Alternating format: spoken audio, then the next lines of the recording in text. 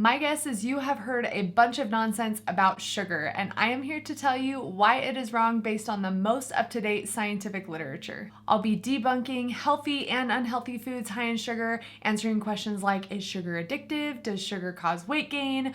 Weight spikes? What about sugar causing the release of insulin? And so many other things like that, using all examples from eating out as well as up-to-date scientific literature. My name is Shayla. I am an IFBB bikini pro and also a pro at eating out. The goal of this channel is to help you guys accomplish your fitness and nutrition goals while eating out. I post on YouTube, Instagram, and TikTok, and just launched a free resource you can find in the description below all about eating at Chick-Fil-A, Outback, Steakhouse, and Burger King. I will be going over the details for that free resource at the end of this video. You guys know I have been working super hard and trying to lose my postpartum baby weight, and you guys, this morning I just hit my goal weight of 140.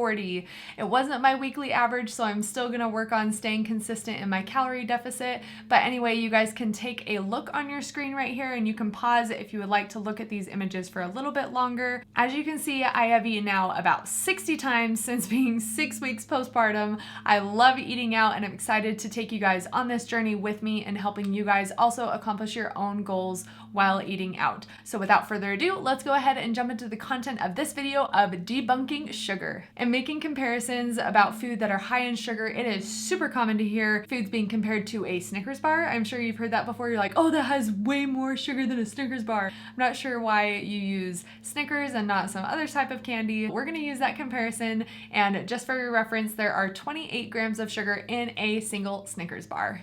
The first thing we're gonna do is talk about a bunch of healthy foods that are extremely high in sugar. The first thing comes from Starbucks. They have a drink called Evolution Fresh, which is an organic drink high in fruits and vegetables, and just in an 8-ounce serving has 26 grams of sugar. And it comes in an 11-ounce bottle, and so it's gonna have even more than that. At Dunkin' Donuts, you might be tempted to get a glazed donut, but you're like, oh my gosh, it's super high in sugar, so maybe I'll go for something a little healthier, like oatmeal. They have a multi-grain brown sugar oatmeal with dried fruit that actually has 36 grams of sugar compared to a donut, which only has 13 grams of sugar. So if you're super worried about sugar, you might stick to the donut. Then let's say we're going to Red Robin for dinner, and instead of getting a super greasy burger, we're gonna go for a salad, but we're gonna get the dressing, and of course we're gonna get it on the side, the honey mustard poppy seed dressing, 16 grams of sugar in this little 2-ounce container. Next, we're going to Einstein's Bagels, where we're gonna get a Greek yogurt parfait with honey. What doesn't sound more healthy than that? 37 grams of sugar. Now at Tropical Smoothie Cafe, we're gonna get their Island Green Smoothie. You guys, 88 grams of sugar. And this is super funny. I originally looked up Jamba Juice, and I was looking on their nutrition facts online, and yes, they are posted, but they say nothing about the sugar content, which I thought was super interesting because companies that usually keep their nutrition facts to a limit, it's obviously like just the macros and probably sugar, maybe sodium. But anyway, some of the nutrients that they chose, I just thought it was funny that they decided to leave the sugar out of there. Obviously, being a smoothie place, their sugar is gonna be super, super high, so it's like, just don't put that in there. Back to that 88 grams of sugar, that is more than 3 Snickers bars. Also at Tropical Smoothie Cafe, and I'm sure they do this at other restaurants, where they offer you a side of either fruit or maybe chips. And so obviously the healthier option is going to be the fruit, but believe it or not, in just one medium-sized apple that is 182 grams has 19 grams of sugar. Pretty sure this water bottle has been in the frame the entire time. Someone who is super anti-sugar might be like, no, avoid these foods altogether. But guys, let's be real. These foods that we've talked about salads, Greek yogurts, oatmeal, fruit, and other forms of foods that are extremely high in micronutrients, vitamins, minerals, antioxidants, fiber, and all of these things that can be extremely good for our diet. But let's try not to demonize that one nutrient of sugar and eliminate all of these healthy foods just because it's high in that one thing that people think is bad, which it's not. Moving on to the super unhealthy foods that are extremely low in sugar, starting at Subway, where obviously when you get a side, you can add either chips or a cookie. So go for like a bag of Doritos or maybe some Lay's, and those are less than 1 gram of sugar. At Arby's, I believe they have Pepsi products. We can get a Diet Mountain Dew, 0 grams of sugar. Then at Wendy's, we're gonna get a large french fry, not the small french fry, but the large french fry, 1 gram of sugar. Then of course at the movie theater, who doesn't love that large giant tub of popcorn, which is over 750 calories, 0 grams of sugar. Last but not least, Domino's Pizza, 1 slice of their pepperoni pizza has 0 grams of sugar. So I know what you're thinking, but those foods are super greasy, they're super fattening, super high in carbs, and all these other things like artificial sweeteners. So yes, I completely agree, but you guys, this video is all about sugar. Long story short, just because a food is low in sugar doesn't make it healthy.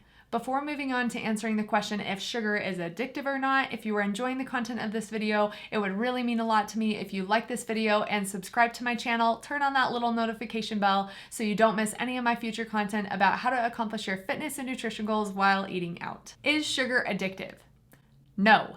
If it was addictive, you would see people hoarding table sugar like they were hoarding toilet paper in March of 2020. So no, it's not addictive. We're not eating spoonfuls of table sugar. Obviously, it's not the ingredient sugar by itself. It's more so the combination of fats, sugar, salt, carbohydrates, and different things that make food extremely hyperpalatable, very delicious. And so it's more so the taste. And this has been proven in the scientific literature over and over again. For example, at Kneaders, their all-you-can-eat breakfast French toast, you guys, oh my gosh, it is so good. Their syrup is amazing. There's 79 grams of sugar in just 1 serving.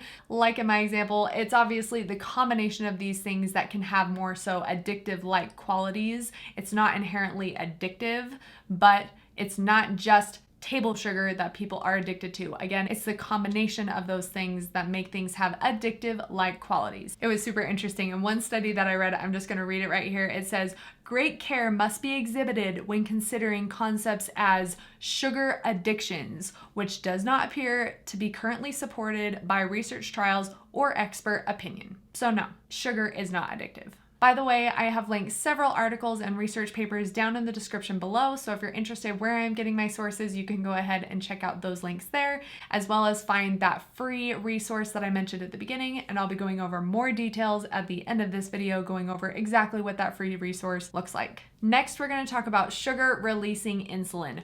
Oh my gosh, you guys, there is so much hype about this, and I'm going to make this extremely basic because we could go super far into the weeds and the scientific and all the words and stuff, but I'm just going to tell you exactly what you need to know. So insulin is a hormone released by the pancreas. It has several functions, one of which is inhibiting the breakdown of fat. So yes, I can see why insulin gets a bad reputation if it's inhibiting fat loss. To be extremely frank, sugar does increase insulin levels. The only thing that a lot of people tend to leave out when they talk about, oh, sugar raises your insulin levels, other forms of carbohydrates and protein also spike your insulin levels in a similar degree. So it's not just sugar, it's carbohydrates and protein as well that raise your insulin levels. But the thing is, in healthy individuals, when your insulin rises, it's not chronically left elevated and making us store a bunch of fat. In healthy individuals, our insulin levels come back down during the time between meals as well as when we sleep, which you could also call periods of fasting. So no, insulin isn't the bad guy that it's made out to be. So the long story short about insulin with healthy individuals is when we eat, generally speaking, your insulin levels go up, and when we're not eating, the insulin levels go down. And so what this means for us, that if we are intaking calories during the day that are equal to the amount of energy that we expend during the day, our weight should stay the same. And by the energy you expend, I am talking about the calories that you burn when you are exercising, when you're not exercising, your metabolic rate, as well as the thermic effect of food. And with the thermic effect of food, you can check out the link to this video right here, which goes over protein, and I talk all about why it's good to have a high protein diet to increase the thermic effect. Again, this is for healthy individuals. There are obviously other conditions like diabetes, PCOS, and others where insulin might not respond in this way, but generally speaking, for healthy individuals, this is how insulin will respond. If you want to improve your insulin sensitivity, which is a good thing by the way, it means that your body responds very well to the release of insulin. We can do healthy things like working out, exercising, isn't that the same thing? Having a good diet, eating minimally processed foods, which is interesting that I'm talking about eating out because I'm telling telling you eat processed foods, but I'm like, oh, but what about insulin? Anyway, we'll explain. Yes, I agree that sugar and processed foods like eating out foods are probably not the best for insulin sensitivity, but if the majority of our diet is coming from whole foods, good fruits and vegetables, and different things that nourish our bodies, we could probably stick around the 80-20 rule where the majority of our foods come from great sources and we're able to enjoy ourselves every once in a while with some sugar and processed foods that might come from things like eating out and at restaurants. The next point we're going to be talking about is weight spikes. A lot of people, when they consume sugary foods or maybe they eat out, they're like, oh my gosh, my weight went up so much this morning. It must be because of the sugar. It must be because of the processed foods that I ate when I ate out. This is not necessarily always the case. Just because you gain weight overnight doesn't mean you have gained fat. There are multiple reasons why your weight might spike the next morning, and we're going to talk about a couple of those things. There could still be food in your digestive system, meaning you haven't pooped yet. Obviously, you'd be lighter on the scale had you pooped before you stepped on it. You could also have a low water intake with a high sodium intake. Oftentimes we retain water when we're sick, or maybe you had a really good workout the day before, and so being sore, you hold on to water. Maybe you're on certain medications that might make you hold on to water weight, as well as being on your menstrual cycle or leading up to your menstrual cycle. Then there's lack of sleep, or maybe you're super stressed out. So several of those things can make us retain water. So don't blame sugar or eating out alone, because there are so many factors that can attribute to your weight spiking overnight. Which then brings us to our last point, which does sugar make you gain weight? No, it does not. The single nutrient, sugar, does not cause weight gain. There was a really good study that was done. It was over the course of 30 years that was done in Australia. They found an inverse relationship between obesity and sugar consumption, where obesity rise 300% and refined sugars decline 20%. This was a really cool quote from the study. It says, "Logic tells us that an inappropriately high intake of any energy source, alcohol, fat, protein, starch, or sugar will result in weight gain." No, it is not just sugar. It could be any source overconsumed over your maintenance caloric intake. In summary, the overconsumption of any food, not just sugar, can lead to weight gain. Though I think we can also agree that when we do consume foods that are high in sugar or maybe hyperpalatable foods, it can make it a lot easier for us to go over that maintenance caloric intake. For example, the cinnamon roll pancake breakfast at Denny's. Oh my gosh, my husband and I, we share this and eat it all the time. It is so good. It's got a pancake with like this cinnamon crust on top of it with like whipped cream, cream cheese icing. I think it comes with like eggs and bacon and hash browns and all of this stuff. It's like 1,500 calories. If you maintain at 2,000 calories and you have that all in one sitting, which I feel like I totally could eat that in one sitting, you would only have 500 calories left over for the entire day. So yes, having a meal that's really high in sugar can make it a lot easier to go over your calories, because you're like, oh my gosh, I'm super hungry. That was super yummy and I feel a little bit undernourished, so I'm going to overeat in my other meals of the day. So yes, I think we can agree that having super sugary foods all the time probably isn't ideal for weight loss or even weight maintenance. But let's go back to the original idea of this video. It's not just the sugar. In the end, there are both healthy and unhealthy foods that are extremely high in sugar. No, sugar is not addictive. Sugar does cause a release of insulin, but when our calories are equal with the energy that we're expending during the day, our weight should ultimately stay the same. Weight spikes don't necessarily mean that you have gained fat. There's lots of reasons why your weight might spike. And if the majority of the foods that we intake are going to be coming from whole sources, fruits and vegetables, you're going to be in a really good spot and make it a lot easier for you to eat out, especially while accomplishing your fitness and nutrition goals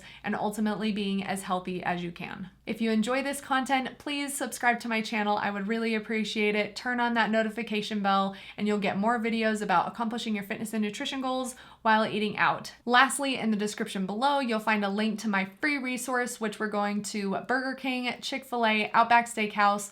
In all of those restaurants, there's going to be 10 or more meal options, 500 calories or less, 25 grams of protein or more. So go ahead and click that free resource. It'll be emailed directly to you. It's an interactive PDF.